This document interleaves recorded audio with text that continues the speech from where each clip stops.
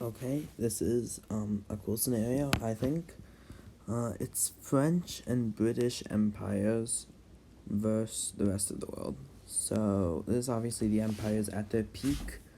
Um, I included the U.S. because it would be unfair otherwise. I feel the French and British empires wasn't powerful enough. Yes, they had most of Africa, like India, but they didn't have Russia, China, USA. Um, like those are all very powerful, and they'd be able to defeat the weak African nations pretty easily. Um, so I gave the USA, but only parts that were once a part of France or the UK. So that's the 13 colonies, a little, and like the Louisiana Purchase. Yeah. Not for the Mexican secession. I actually should give like a bit of it's like Oregon area, right? Wait, do they get Oregon? Nah, I'm not gonna give it to them. I don't really want them to have that much specific access. I think it matters. So to make it a bit more fair, yes, we did in fact add USA to the red team, which makes it much easier. So a few things happen pretty quickly. First of all, we obviously see the clear sides. We see there's some areas where each side definitely does better in. The blue side does not do so well in Africa, which is why basically the entire African front just collapses. They don't stand a chance ever. So when all these African countries are effectively like gang banging them, I guess, in Somalia, Ethiopia is a bit harder, but still relatively easy, considering they can literally come from every side. Same with Mozambique. In Angola and the Congo, they basically do the same thing. Flat countries, so yeah. With that, all of Africa falls to the French and British Empire. However, the red team manages to suffer major losses in the Americas, with Belize, Jamaica, Haiti, Guyana, and French Guyana all easily falling. It is much harder, however, Alaska falls to the red team. In the Arabian Peninsula, Saudi Arabia falls with an invasion from all sides, obviously. And so does France, which is kind of ironic how they were like the creator of this, but now they've fallen because they were well founded. Ireland is also invaded. This officially like surrounds the UK. Yes, the Navy is powerful. I'm not quite sure how powerful it is now. The US Navy is more powerful. The US Navy, however, was late to join this war, so they are yet to mobilize. All this is happening while they haven't mobilized. I definitely haven't just forgotten about them. So basically, the entire European Navy is in fact stronger than the British Navy, and they do manage to take it out. So now we have a different map. Now it's basically the US versus the Americas, and Africa and like South Asia versus the rest of Asia. Yeah, so the first thing the red team realizes they have to act pretty quick, taking advantage of the regions they have surrounded. So they take Thailand quickly before China could invade Laos. China also is yet to mobilize, and is very mountainous in some of these regions, in some of the border regions of China. And the U.S. also manages to take Florida, which makes no one happy, but it helps towards the war. Cool. So with that out of the way, with the easy takeovers out of the way, now like the true map has been drawn. So we have Eastern U.S., Africa, South Asia. Indonesia is another they already have, Borneo's easy to take, Sumatra's a bit harder, and Java does fall, leading to the surrender of the island, of the island chain, the archipelago.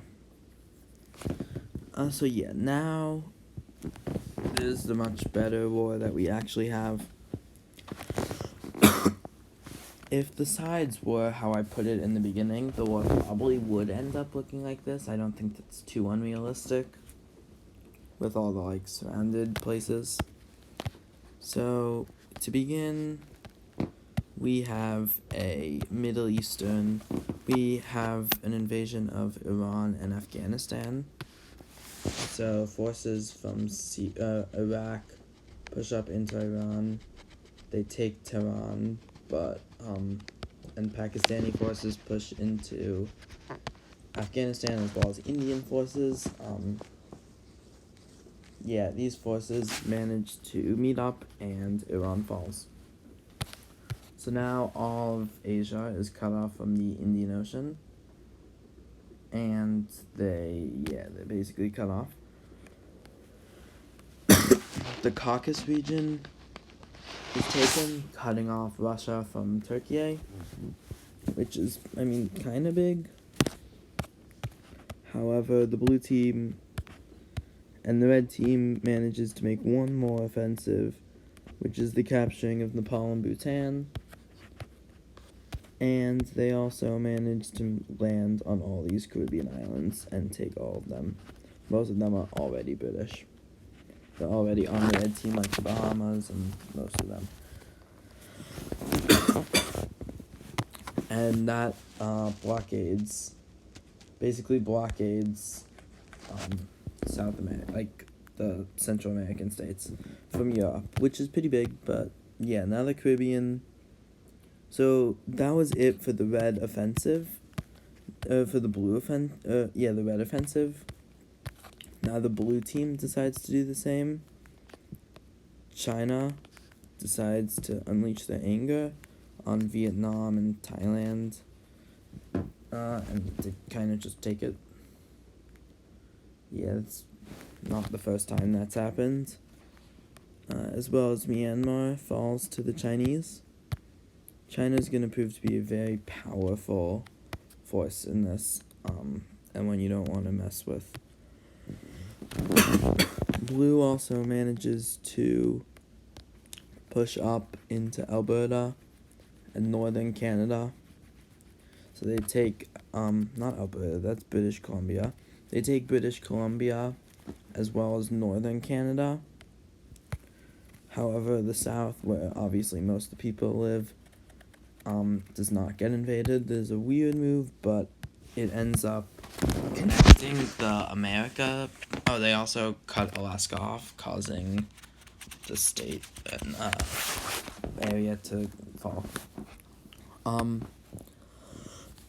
So this move actually cuts off. This connects the blue team. So that's big.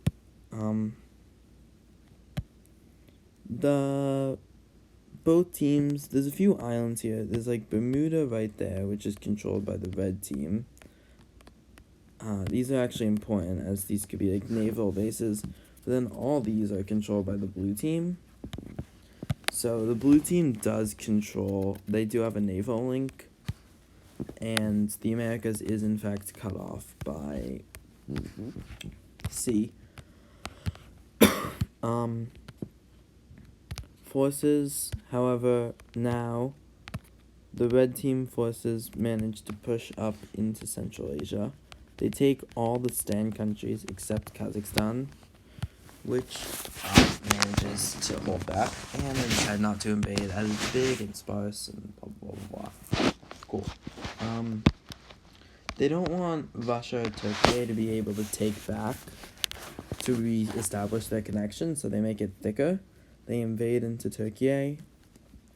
They reach Istanbul. They take the city, Ankara falls, and the rest.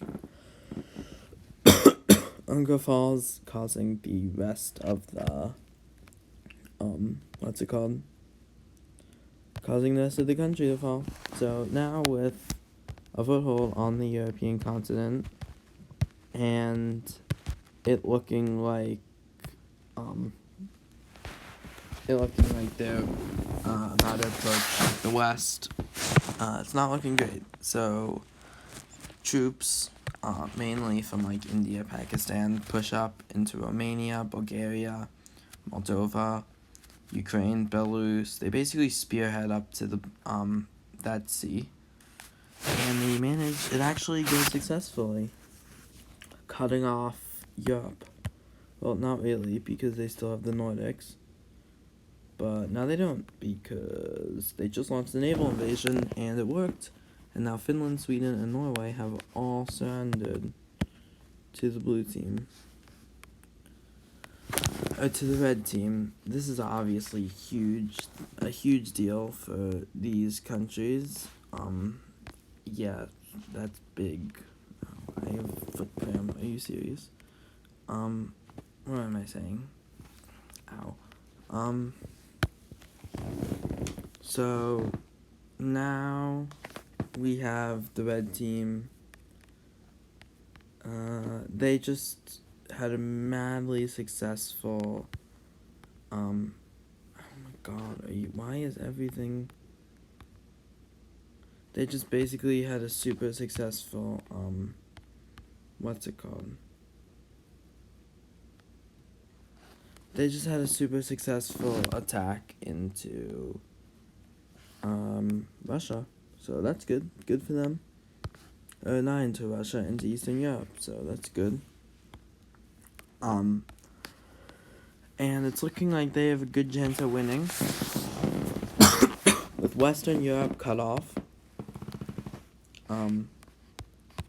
However, the blue team in the Americas manages to recapture the Caribbean, and they launch an invasion into the Louisiana territory, which goes successfully, as well as southern, like central Canada, the prairies, I believe it's called.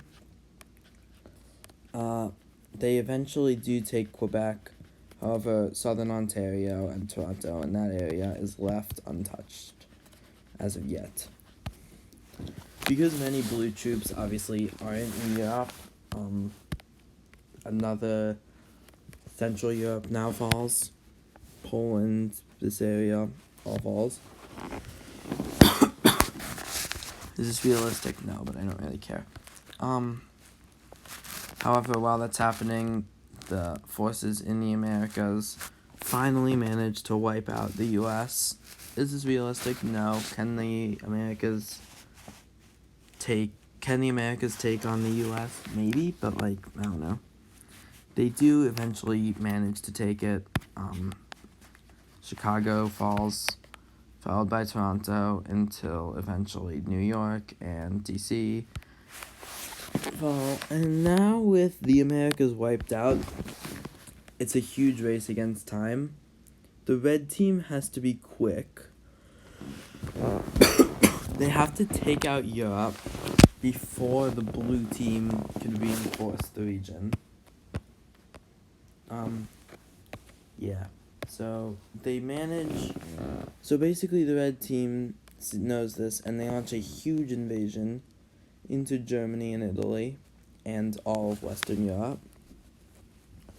It goes pretty successfully. The hope is they manage to take Germany. Denmark falls easily. The lowlands is easy. In Italy, they manage to cross the Alps. However, once they get to France, it gets kind of hard. However, they do just go through Belgium, and Paris does fall, and France falls. Iberia, they're obviously expecting a land invasion. However, they surprise them with African troops invading down south. Lisbon falls, Portugal falls, and then Spain falls. So they just basically wiped out Europe from this war. Yeah, that's big. The only other part of Europe left is the British Isles, which is too hard to invade, as they now have the blue team's navy. Actually, no, it isn't too hard to invade. This is the last progress they're able to make. They managed to land. They also managed to capture Iceland. But now the troops from the Americas have started being sent. They were sent to Greenland to prevent the advancement. Whatever. They were unable to hold on to Europe, which kind of sucked. However, now troops are being sent to Asia, and they basically, it's not looking good for the red team. Okay, bye. That was part 2.